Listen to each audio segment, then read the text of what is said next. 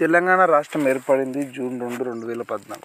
దాదాపు 11 సంవత్సరాలు అయినా తెలంగాణ రాష్ట్రంలో ఇంకా ప్రాంతీయ విద్వేషాలు సద్దుమణిగినట్టు అనిపిస్తలేదు. కొందరు నాయకులు ప్రాంతీయ విద్వేషాలు రెచ్చగొట్టడానికి ప్రయత్నం చేస్తారు. మరియు కొందరి పార్టీలకు అతీతంగా కూడా కొన్ని జేఏసీల ద్వారా కూడా తెలంగాణపై ప్రత్యేక వాదన వినిపించడం జరుగుతుంది. ఎందుకంటే రాష్ట్రం ఏర్పడ్డది, మన పరిపాలన మనకు వచ్చింది, ఈ ప్రాంతం నాయకులే ముఖ్యమంత్రులు అయ్యారు కూడా.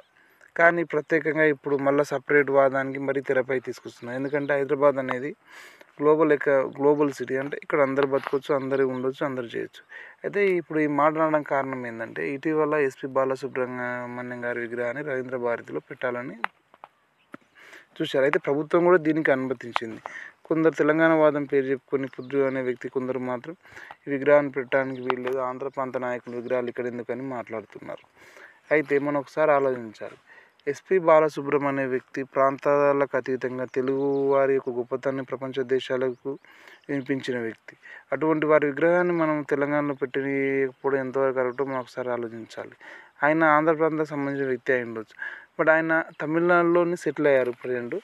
అయితే అక్కడ ఆయన ఒక రోడ్డుకు ఆయన పేరు పెట్టడం జరిగింది. తమిళనాడు ఆయనకు సంబంధం ఏం లేదు కదా, ప్రాంతాలలో రాష్ట్రము కూడా కాదు కదా తమిళనాడు, కానీ ఆయన విగ్రహం అక్కడ పెట్టించారు. మనం తెలుగువారం అందరం ఒకటి అయితే పరిస్థితుల కారణంగా వేరుపడి ఉండొచ్చు. మనం ఒక 500-600 ఇయర్స్ గతంలో 1000 సంవత్సరాల వెనక్కి వెళ్తే కూడా ఆంధ్ర రాయలసీమ ప్రాంతం తెలంగాణ అంతా కలిసే ఉండేది. ఎందుకంటే రాణి ద్రుమదేవి పరిపాలనలో తెలుగువారంతా ఒకటే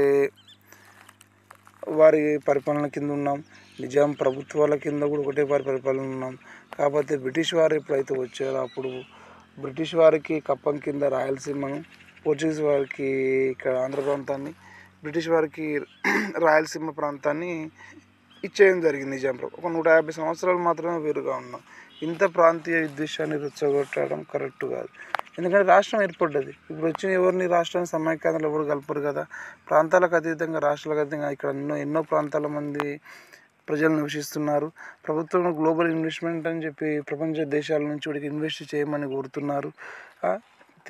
మనం ఎంతవరకు కరెక్ట్. అయితే పృథ్వీ గారు ఒక మాట ఏం చెప్తున్నా అంటే, ఆయన ఒక పాట పాడేటప్పుడు తెలంగాణ స్వరాష్ట్రం అనే గీతాన్ని తన పదాన్ని ఆయన వ్యతిరేకించినారు అని అన్నారు. అయితే తను సమైక్యవాదులు ఉండొచ్చు, దానిలో తప్పేముంది, రాష్ట్రం కలిసి ఉండాలని కోరుకోవడం తప్పేముంది.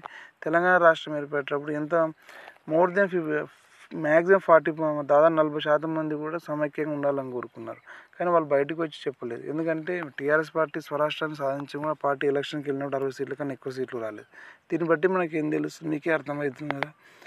మెజారిటీ ప్రజల కన్నా ఒక 40% ప్రజలు మాత్రం స్వరాష్ట్రానికి వ్యతిరేకంగానే ఉన్నారు, కానీ బయటకు వచ్చి వారు మాట్లాడలేకపోయారు. రాష్ట్రం సిద్ధించింది. అయితే ఈ విగ్రహం ఏర్పాటు వ్యతిరేకంగా కొన్ని పోస్టులు వచ్చాయి, అంటే సోషల్ మీడియా ప్లాట్ఫామ్లో. దాని కింద కామెంట్లు ఒకసారి మనం గమనిస్తే, సరే ఎస్పీ బాలసుబ్రహ్మణ్యం ఈ ప్రాంతం సంబంధించిన వ్యక్తి కాదు, సమైక్యవాది కాబట్టి ఆయన విగ్రహం పెట్టొద్దని మీరు అంటున్నారు.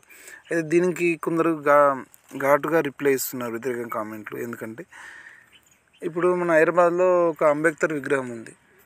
అంబేద్కర్ అనే వ్యక్తి ఈ రాష్ట్రమైన కాదు, ఎందుకు పెట్టారని కొందరు ప్రశ్నిస్తున్నారు.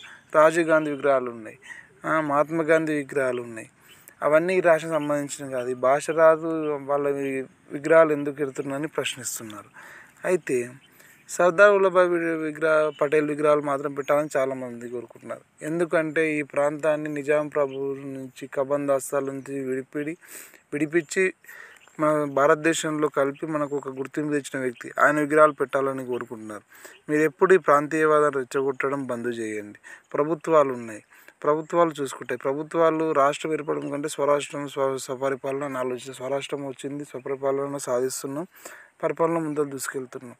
ఈ హైదరాబాద్ రాష్ట్రంలో ఒక తెలంగాణ వారే లేరు, ఎంతోమంది ఇన్వెస్ట్మెంట్లు చేస్తున్నారు, పక్క రాష్ట్రాల నుంచి వచ్చి చేస్తున్నారు. ముఖ్యంగా ఎక్కువ ఆంధ్ర ప్రాంతం నుంచి ఇన్వెస్ట్మెంట్ చేస్తున్నారు. మరి ఉద్యోగ అవకాశాలు అందరూ వాళ్ళని వెళ్ళగొడదామా చెప్పండి.